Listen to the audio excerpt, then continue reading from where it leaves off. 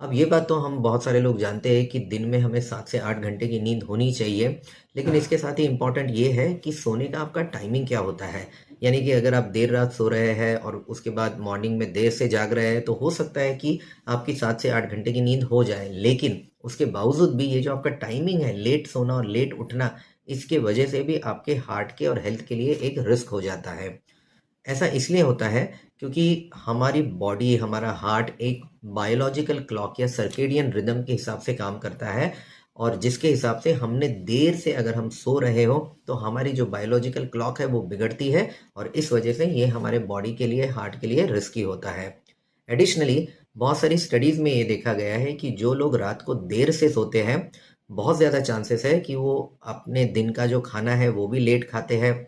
बहुत बार स्नैकिंग करते हैं, यानी कि खाने के बीच बीच में कुछ तो अनहेल्दी चीज़ें चबाते रहना, ऐसी हरकतें करते हैं। और ओवरऑल उनकी जो लाइफ है काफ़ी सेडेंटरी होती है, यानी बैठे हुए रहने की ओवरऑल उनका रूटीन होता है। तो इन सब कारणों की वजह से ऐसे लोगों में हार्ट की जो प्रॉब्लम है वो थोड़ी बढ़ जाती है। अब इसके लिए क्या किया जा सकता है? तो अगर आपको आदत पड़ी हुई है लेट सोने की और एकदम से आप कोशिश कर रहे हो कि अब आप रात को 10 और 11 बजे सो जाएँ, तो ये बहुत मुश्किल है और ज़्यादा दिन तक आप इसे सस्टेन करके नहीं रह सकते हैं। तो इसके लिए सॉल्यूशन इसका ये है कि इस आदत को धीरे-धीरे बदलना है। यानी कि अगर आप मान लीजिए रोज़ रात को 12 बजे सोते हैं और अब आप थोड़ा जल्दी सोना चाहते हैं, तो ये नहीं कि अब आप 10 बजे सोना शुरू करो।